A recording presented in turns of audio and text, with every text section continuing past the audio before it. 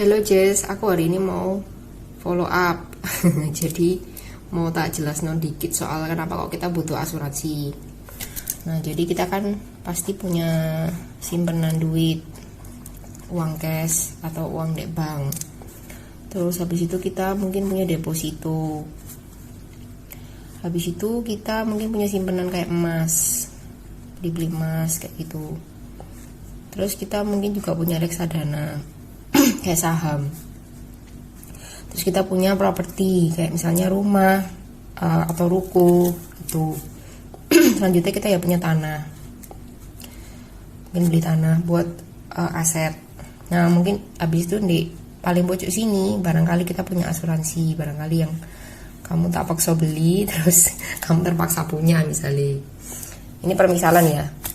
Nah ini kayak uang deposito terus emas sama reksadana kayak gitu, itu namanya aset yang liquid.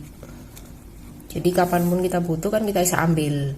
Kayak uang deposito langsung bisa dicair terus emas ya bisa langsung dijual, reksadana juga iya bisa langsung diambil.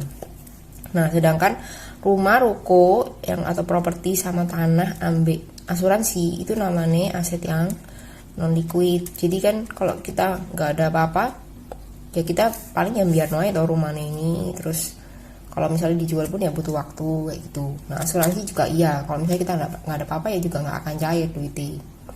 Nah tapi misalnya seandainya terjadi sesuatu, misalnya ada apa-apa, nah ini asetnya yang tadi kita punya yang liquid ini tadi langsung jadi aset yang non liquid. Nah ini langsung jadi aset yang non liquid. Kenapa? Soalnya kita ini kan kalau misalnya terjadi apa-apa, terus kita kayak misalnya uangnya kita dan sebagainya itu, kita tuh kan langsung diblokir yang atas nama kita. Nah terus siapa cara buka itu harus pakai surat keterangan waris. Nah caranya buat ini kan harus tahu ya, pakai akte kematian. Terus harus pakai kematian dari KTP sama akte lahir tuh harus sama. Jadi kayak misalnya aku namanya itu kan Fani Wisan. Nah dulu tuh nama KTP ku ambil akte lahir itu beda. Jadi akte lahirku itu ada Uwi Fani Wisan. Nah kalau KTP ku Fani Wisan. Nah itu harus disamakno. Akhirnya aku ngurus untuk nyamakno akte lahirku ambil KTP ku ini harus sama. Nah ini harus disamakno dulu supaya ini bisa keluar. Terus habis itu baru bisa bikin surat keterangan waris. Nah anggapannya kalau yang tadi itu yang asuransi itu tadi fungsinya ya ini langsung jadi aset yang liquid kayak gitu. Jadi soalnya apa langsung cair, nggak usah pakai surat keterangan waris dan sebagainya, ini nggak perlu. Jadi ini langsung jadi aset yang liquid, langsung bisa keluar. Begitu ada resiko. Nah ini permisalannya itu kayak misalnya kita beli rumah misalnya 1M ya, beli rumah 1M. Kalau beli rumah 1M kan kita bayar cash 1M atau KPR lah. KPR malah lebih mahal lagi tuh biasanya, tapi dengan cara dicicil. Jadi misalnya kita beli rumah 1M ya mungkin kena bunga jadi 1,4. Tapi anggapannya kita mungkin beli cash, kita punya duit cash 1M terus kita beli rumah 1M. Nah tapi paper aset tadi asuransi tadi itu, misalnya kita pengen punya duit 1M, kita tuh cukup sebenarnya itu bayar 200 juta.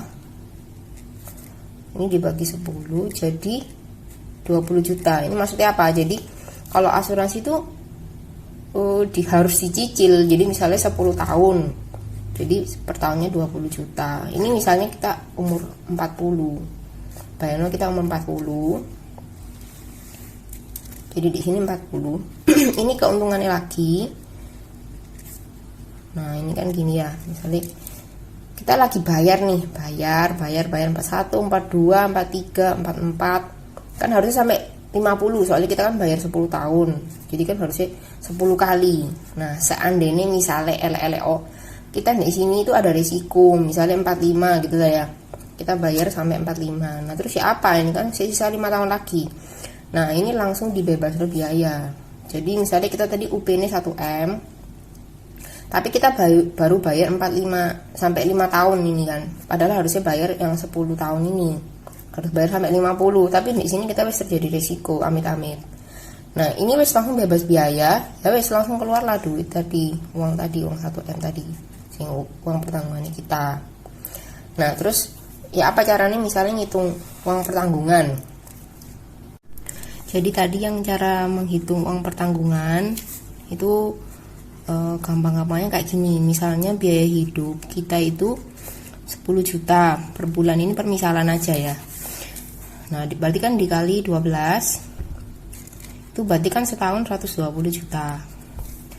Nah, terus bunga deposito anggapannya misalnya 5%, bunga deposito 5%. Nah, jadi cara ngitungnya itu uang pertanggungan itu 120 juta, yang tadi ini hasilnya 120 juta dibagi bunga deposito, keluar nilai 2,4M. Nah, kamu berarti butuh, misalnya tadi yang biaya hidup 10 juta, berarti kita butuh 2,4M uang pertanggungannya.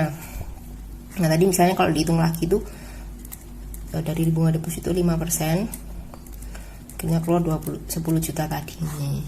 Nah, balik yang ke tadi, Jess. Jadi asuransi itu butuh pas waktu ini, misalnya jadi bawa kita, uangnya kita bla bla bla ini tadi deposito emas terus reksadana ini kan bakal jadi aset non liquid tadi tuh, jadi harus diurus dulu ini soalnya diblokir semua kalau kita terjadi apa-apa. Terus akhirnya kita harus ngurus di sini surat keterangan waris, akte kematian dan sebagainya, ini yang butuh waktu.